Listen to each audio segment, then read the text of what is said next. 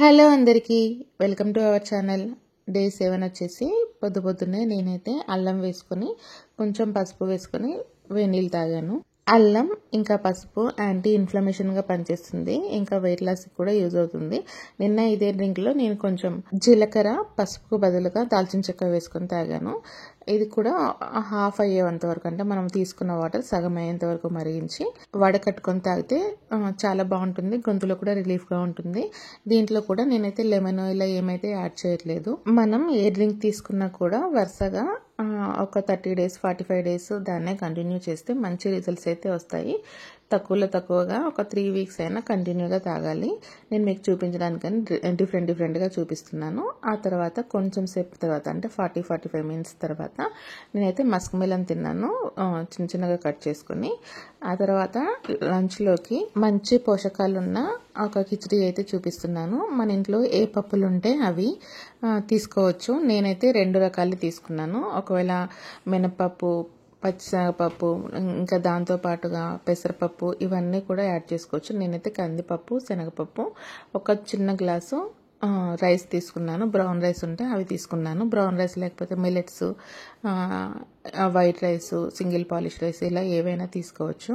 Wash చేసి water add చేసుకుని అయితే పక్కన పెట్టుకున్నాను. దీంట్లోకి ఏమేమి కావాలి అనేది అయితే ముందు చూపిస్తాను మీకు.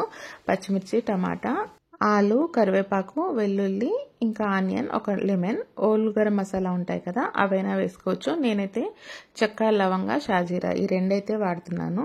వెజిటబుల్స్ ఇంకా బీన్స్, క్యారెట్, క్యాప్సికమ్ ఇలా ఏమున్నా కూడా యూజ్ చేసుకోవచ్చు.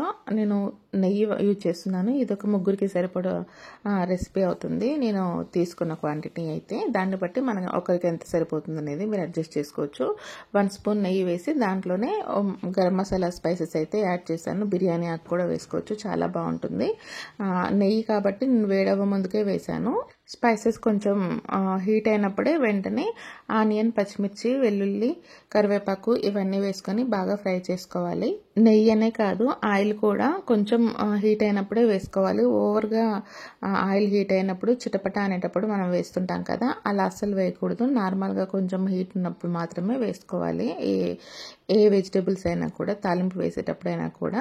ఇంకా ఇందులోనే కొంచెం పసుపు వేసి ఆ తర్వాత కొంచెం అల్లం వెల్లుల్లి పేస్ట్, నేనైతే కొంచెం పేస్ట్ లాగా వేసాను. లేదు అనుకుంటే అల్లం వెల్లుల్లి చిన్న ముక్కల్లాగా చాప్ చేసి వేసుకుంటే కూడా చాలా బాగుంటుంది తినేటప్పుడు, కానీ ఆ ఫ్లేవర్ కానీ చాలా బాగుంటుంది. లైట్గా కొంచెం ఫ్రై అయితే ట్రాన్స్పరెంట్ అయితే సరిపోతుంది. ఆ తర్వాత వెంటనే మనం కట్ చేసుకున్న ఆలు ఇంకా టమాటా వేసి కొంచెం సేపు మగ్గించుకోవాలి. సాల్ట్ వేస్తే తొందరగా మగ్గుతాయి టమాటోస్, అందుకని సాల్ట్ వేస్తున్నాను. సాల్ట్ వేసి కొంచెం సేపు కలిపి మూత పెట్టి మగ్గించుకుంటే తొందరగా, అంటే టమాటా పైన ఉన్న తొక్క సపరేట్ అయితే చాలు. ఇందాక ఆల్రెడీ మనం వాటర్ పోసి పెట్టుకున్నాం కదా, నేనైతే ఇందులో 6 glasses వాటర్ పోసాను. ఆ తర్వాత ఇంకొక 2 glasses కూడా వాటర్ పోసాను. అంటే 1 glassకి 2.5 glass చొప్పున పోసాను. కొంచెం ఎక్కువ, అంటే మనకు సాంబార్ రైస్ లాగా కిచిడి లిక్విడ్ లాగా రావాలి అనుకుంటే కొన్ని ఎక్కువ వాటర్ యాడ్ చేసుకోండి. ఒకవేళ మనకు వాటర్ సరిపోలేదు అనుకుంటే విజిల్స్ వచ్చిన తర్వాత లాస్ట్లో కూడా మనం వాటర్ యాడ్ చేసుకోవచ్చు. ఇందులోనే ఇప్పుడు సాల్ట్ చెక్ చేసుకోవాలి. దాంతో పాటుగా కొంచెం నేను ధనియాల పొడి వేసాను. ఏదైనా సాంబార్ మసాలా లేదంటే గరం మసాలా పొడి ఉన్నా వేసుకోవచ్చు. నేనైతే కొన్ని స్పైసెస్ వేసాను కాబట్టి ఇంకా అది సరిపోతుందని చెప్పి ఓన్లీ ధనియాల పొడి మాత్రమే వేసాను. మన కుక్కర్ని బట్టి 3 కానీ 4 కానీ విజిల్స్ పెట్టుకోవాలి. కొత్త కుక్కర్ అయితే కొన్ని ఎక్కువ విజిల్సే పెట్టుకోవాలి. పాత కుక్కర్ అయితే తక్కువ విజిల్స్కే ఉడికిపోతుంది.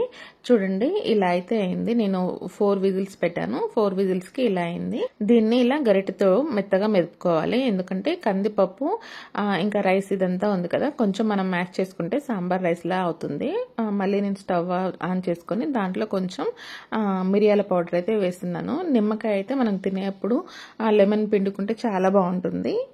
ఇప్పుడే వేసుకుంటే అంతటికి ఈవెన్గా కలుస్తుంది. కాకపోతే అంటే స్టవ్ ఆఫ్ చేసిన తర్వాత కూడా వేసుకోవచ్చు. కాకపోతే మనం సర్వ్ చేసుకునేటప్పుడు తినేటప్పుడు మనం అందులో లెమన్ స్క్వీజ్ చేసుకుంటే ఇంకా మంచి టేస్ట్ అయితే వస్తుంది. జస్ట్ నేను మిరియాల పొడి కుక్ అవ్వడానికి, అంటే దాంట్లో మొత్తం కలవడానికి మాత్రమే స్టవ్ అయితే ఆన్ చేశాను. ఇందులోకి కాంబినేషన్గా ఇంట్లో అయితే ఫిష్ ఉంది. నా ఫిష్ కర్రీ చేసాం కదా, అందులోనే కొంచెం ఫిష్ అయితే పక్కన పెట్టాను అనమాట. ఒక్కటంటే ఒకే ఒక స్పూన్తో నేను దీన్ని ఫ్రై చేయబోతున్నాను. దీంట్లో కొంచెం ధనియాల పొడి, కొంచెం పసుపు, ఫిష్ని స్టోర్ చేసుకోవడానికి ఒక బాక్స్లో పెట్టేసి డీప్ ఫ్రీజర్ ఉంటుంది కదా, మనం అందులో పెట్టుకుంటే గడ్డలాగా అయిపోతుంది, ఐస్ లాగా ఫ్రీజ్ అవుతుంది. మనం స్టోర్ చేసుకునేటప్పుడే మంచిగా నీట్గా క్లీన్ చేసి స్టోర్ చేసుకుంటే దాదాపు ఒక 1 మంత్ వరకు అయినా కూడా స్టోర్ అవుతాయి. అంటే డీప్ ఫ్రీజ్ చేస్తాం కాబట్టి. కాకపోతే మనం చాలా తొందరగా యూజ్ చేసుకుంటాము. స్టోరేజ్ అయితే ఇలా చేసుకుంటే నీట్గా ఉంటాయి, స్మెల్ రాకుండా పాడవకుండా ఉంటాయి. దీంట్లోనే కొంచెం అల్లం వెల్లుల్లి పేస్ట్, ఉప్పు, కారం, దాని తర్వాత కొంచెం కార్న్ఫ్లోర్ వేస్తున్నాను. ఒకవేళ కార్న్ఫ్లోర్ వద్దు, అవాయిడ్ చేయాలి అనుకుంటే రాగి పిండి కానీ గోధుమ పిండి కానీ అప్లై చేసుకోవచ్చు. దీనికి కొంచెం వాటర్ యాడ్ చేసి దీనంతా ఈవెన్గా కలిసేలాగా, అంటే అన్ని చేపలకి అన్ని మసాలాలు పట్టేలాగా దీన్ని అయితే కలుపుకోవాలి. బాగా కొంచెం మసాజ్ చేసినట్లుగా కలుపుకుంటే ఇంకా మంచిగా కుక్ అవుతాయి. మనం ఇదంతా అప్లై చేసి దాదాపు ఒక 10 to 15 మినిట్స్ అయితే నేను పక్కన పెట్టాను. ఒక 1 అవర్ పక్కన పెట్టుకుంటే ఇంకా మంచి టేస్ట్ అయితే వస్తుంది. చూడండి, నేనైతే కొంచెమే నెయ్యి అయితే అప్లై చేశాను. 1.5 స్పూన్ వరకు అప్లై చేశాను. కానీ ఇంకా ప్యాన్కే 1 స్పూన్ వరకు అలాగే ఉంటుంది. నాన్ స్టిక్ ప్యాన్ అనే కాదు, కాస్ట్ ఐరన్ ప్యాన్ అయినా యూజ్ చేసుకోవచ్చు. ఇంకా మందంగా ఉన్న ఏ ప్యాన్ అయినా యూజ్ చేసుకోవచ్చు.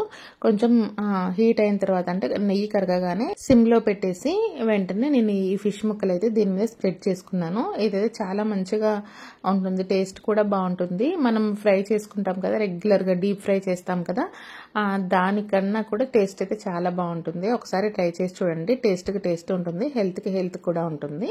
ఇంకా ఇదంతా స్ప్రెడ్ చేసుకున్న తర్వాత ఈ మసాలా ఉంది కదా, ఇంకా దీన్ని కూడా వేస్ట్ చేయకుండా ఎక్కడైతే పలచగా ఉంటుందో అలా ఫిష్ మీద మొత్తం కూడా ఇలా స్ప్రెడ్ చేసుకోవాలి. ఓవెన్ ఉంటే ఓవెన్లో కూడా దీన్ని ఇలాగే డైరెక్ట్గా గ్రిల్ చేసుకోవచ్చు. ఓవెన్లో కాకుండా నేను మామూలుగా స్టవ్ మీద ఎలా చేసుకోవాలనేది అయితే చూపిస్తున్నాను. ఓవెన్ ఉన్నా కూడా సడన్ గా నాకైతే అప్పుడప్పుడు గుర్తురాదు. రెసిపీ అయిపోయిన తర్వాత వీడియో ఎడిట్ చేసేటప్పుడు ఓవెన్ లో చేయాల్సింది కదా అని అప్పుడు అనిపిస్తుంది. కానీ అందరికీ ఓవెన్ ఉండదు కాబట్టి నార్మల్ గా ఇలా కూడా ట్రై చేయొచ్చు. మాక్సిమం ఇలా ట్రై చేసుకుంటేనే కొంచెం హెల్దీ అని కూడా అనిపిస్తుంది. చూడండి, కుక్ అయిన తర్వాత కూడా సైడ్కి అయితే గీ అలాగే ఉంది. మంచిగా 2 సైడ్స్ అయితే నీట్గా రెడ్గా కాల్చుకోవాలి. ఇలా కాల్చుకోవడానికి మూత పెట్టి దాదాపు నాకైతే 25 మినిట్స్ అయితే పట్టింది సిమ్లో. మీరు కూడా అలాగే కాల్చుకోండి, లోపల వరకు మంచిగా సాఫ్ట్గా కుక్ అవుతుంది. నేనైతే సర్వింగ్ బౌల్లోకి ఇందాక మనం చేసిన కిచిడీ రైస్ ఉంది కదా, కిచిడీ రైస్ కానీ సాంబార్ రైస్ కానీ మనం ఏదైనా పేరు పెట్టుకోవచ్చు, దాల్ రైస్ అని.